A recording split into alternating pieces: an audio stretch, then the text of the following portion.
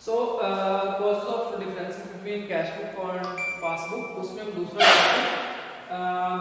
Credit checks और checks deposited but not credited या फिर आउट स्टेशन चेक। ये ऐसा चेक है जो बेसिकली हमारे कस्टमर ने हमें दिया और हमने वो बैंक में जमा करवा दिया और उसके बाद जो है नॉर्मली जो कस्टमर चेक देता है वो क्रॉस चेक होता है और क्रॉस चेक की ओवर द काउंटर पेमेंट नहीं होती। So we have to deposit that cheque in over bank account और बैंक जो है उसकी क्लियरेंस करवाएगा। नॉर्मली ये फंक्शन जो है वो क्लियरिंग हाउस के फंक्शन होते हैं और नेशनल बैंक जो है वो हर सिटी के अंदर एक क्लियरिंग हाउस के फंक्शन जो है परफॉर्म करता है। तो जिस चेक जो है वो जिस बैंक में मैं जमा करवाऊंगा, मेरा बैंक जो है वो कस्टमर के बैंक से पैसे कलेक्ट करके लाएगा और आके मेरे अकाउंट में डिपॉजिट करवा देगा।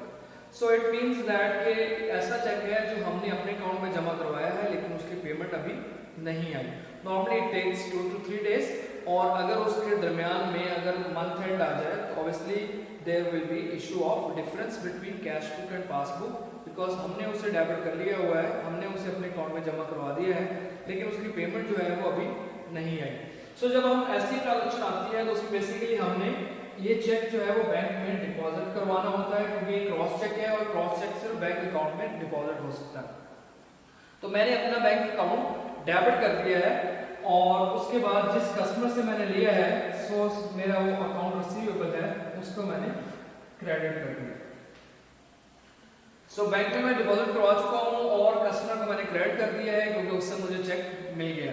बट बैंक क्या करेगा, बैंक जो है उसकी पेमेंट मिलने के बाद ट्रांजैक्शन पास करेगा। That's why they always put a stamp on the back side of the check.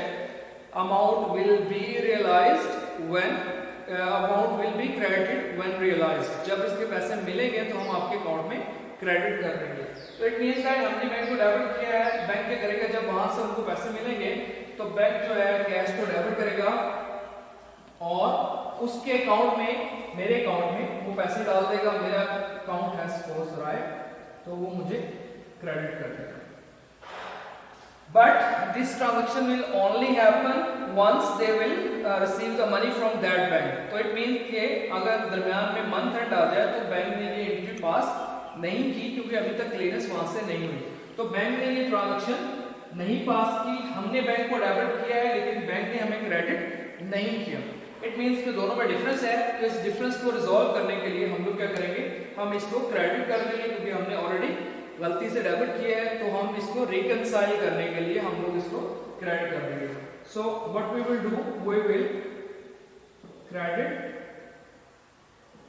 This transaction. जब हम क्रेडिट करेंगे तो पहले डेबिट किया हुआ है क्रेडिट कर देंगे, दोनों जो है दोबारा रिकंसाइल हो जाएंगे, तो डिफरेंस जो है वो पासबुक में और कैश बुक में खत्म हो जाएगा। So number third is causes of difference between cash book and passbook, that is called service charges. Means bank have charge some services, bank have deducted some money from our account for the services they have provided us. उसमें collection की services हैं, उसमें chequebook की services हैं, उसके बाद उसमें ATM की सर्विसेज हैं, तो कोई भी सर्विसेज है उसके बदले में बैंक ने हमें चार्ज किया। देन बैंक चार्जेस है, बैंक ने उसके अलावा कोई और चार्जेस नहीं है हमसे, एसएमएस सर्विसेज चार्जेस नहीं है, वो कुछ है। और उसके बाद सेकेंडली अगर हमने बैंक से लोन लिया हुआ है तो बैंक ने उस पर इंटरेस्ट चार्ज किया। इसके अलावा बैंक चार्जेस में जैसे हमने लॉकर वगैरह बैंक से लिया हुआ तो बैंक उसके पैसे भी चार्ज कर सकता है। तो all those problems are started from the passbook, mean bank ने चार्ज किए हैं। तो हम क्या करेंगे, हम पहली ट्रांजैक्शन जो है वो पासबुक में होगी। तो पासबुक में बेसिकली बैंक ने हमसे सर्विस चार्जेस डिमांड किए, तो बेसिकली हमारे अकाउंट में से वो पैसे डिडक्ट किए। तो इट मीन्स कि दैट कि बैंक की लायबिलिटी में कमी हुई है। जब बैंक की लायबिलिटी में कमी हुई है तो बैंक ने हमें डेबिट किया होगा, ठीक है। तो लायबिलिटी में जब कमी होती है तो बैंक हमें डेबिट करता है। बैंक ने हमें डेबिट कर दिया और दूसरी साइड पे ये सारे जो है वो बैंक की इनकम हो गई होगी और इनकम हमेशा क्रेडिट होती है, तो ये बैंक की सर्विस चार्जेस के नाम से इनकम आ गई, वो क्रेडिट है। अब ये हमें पता उस वक्त चलेगा जब बेसिकली बैंक स्टेटमेंट हम लोग ले लेंगे, हम लोग बैंक से लेंगे, हमारे पास डिफरेंस आ रहा है तो हमने हमने बैंक से बैंक स्टेटमेंट ली, बैंक स्टेटमेंट हमारे पास आई, तो वहाँ पे हमने आइडेंटिफाई किया कि कुछ सर्विस चार्जेस हैं, कुछ बैंक चार्जेस हैं, जिसकी वजह से बैंक ने हमें डेबिट किया। तो हम क्या करेंगे, हम उसको अपोजिटली एंट्री पास कर देंगे और एंट्री होगी बैंक चार्जेस डेबिट, और हमारे अकाउंट में से पैसे गए हैं, हमने कैश नहीं दिया, तो अकाउंट को हम कहते हैं बैंक, और बैंक हमारा एसेट है, एसेट में डिक्रीज हो रही है तो हम इसको क्रेडिट कर देंगे। तो बेसिकली इस ट्रांजैक्शन में क्या होगा, बैंक ने हमें डेबिट किया और हम बैंक को क्रेडिट कर देंगे। तो हम लोग क्या करेंगे, we will credit this transaction.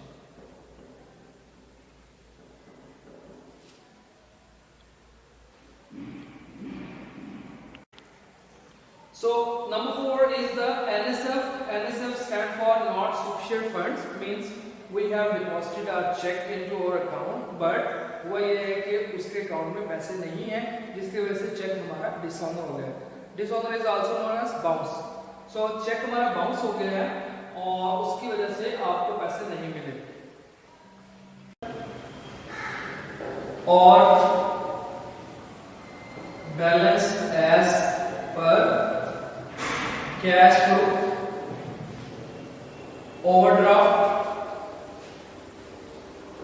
ये आएगा हमारे पास क्रेडिट, और उसके बाद हमारे पास है बैलेंस एज पर पासबुक। क्योंकि बैंक ने पैसे फ्यूचर में पैसे वापस करने होते हैं, इसलिए हमारे ये जो है उसके उल्टा होता है। कैश जो है हमारा एसेट है, इसलिए वो डेबिट बैलेंस है, और पासबुक मींस बैंक के लिहाज से हम लोग लायबिलिटी होते हैं, तो इसलिए ये आ जाएगा क्रेडिट।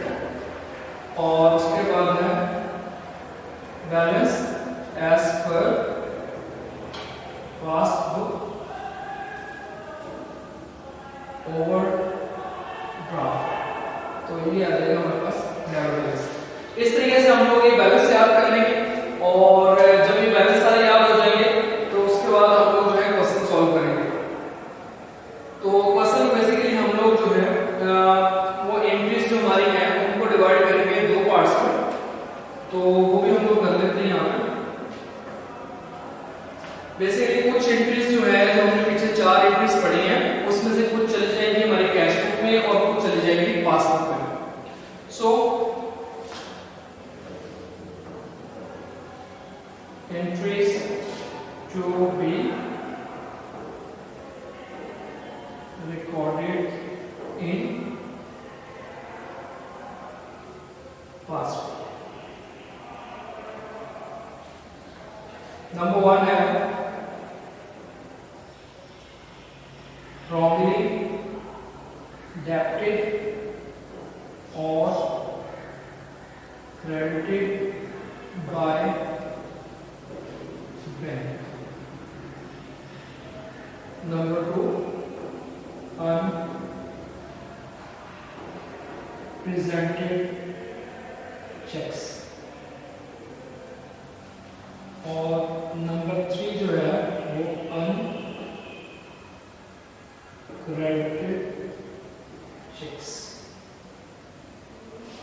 इसके अलावा जो भी ट्रांजैक्शन आएगी वो बेसिकली हमारी चली जाएगी कैश बुक के अंदर। तो ये 3 ट्रांजैक्शन जो है रॉन्गली डेबिटेड और credited by bank, secondly unpresented cheques, और थर्ड जो है वो अनक्रेडिटेड चेक्स। ये तीनों जाएंगी पासबुक में, और इसके अलावा जो भी ट्रांजैक्शन होगी उसको हम लिख देंगे कैश बुक।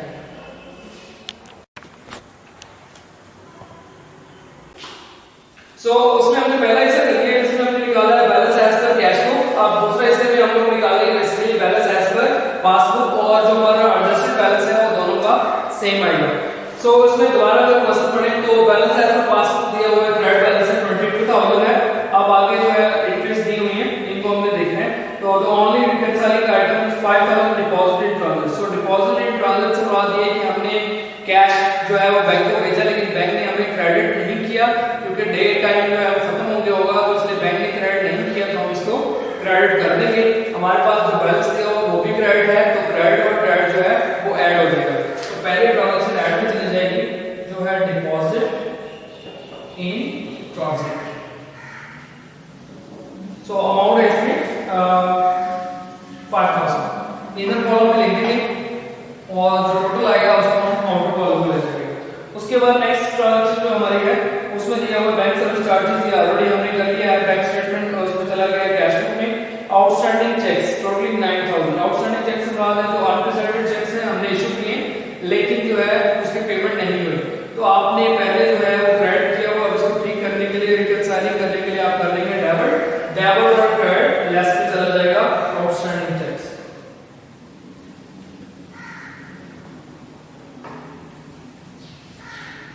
तो अमाउंट जो है वो इसकी वो दी हुई है 9000। उसके बाद हमारे पास है 3000 चेक्स एनएसएफ है, वो हमने कर लिया, ऑलरेडी कर लिया हुआ है। उसके बाद है तो सारे ट्रांजैक्शन बेसिकली कर लिए, इसमें दो ही ट्रांजैक्शन थी। तो पहले वाला ऐड करना है, ये 5000 इसमें ऐड हो जाएगा, ये 27000 हो गया और ये 9000 जो है इसमें से माइनस होगा, तो हमारे पास बाकी रह जाएगा 18000। 18000 जो है हमारे पास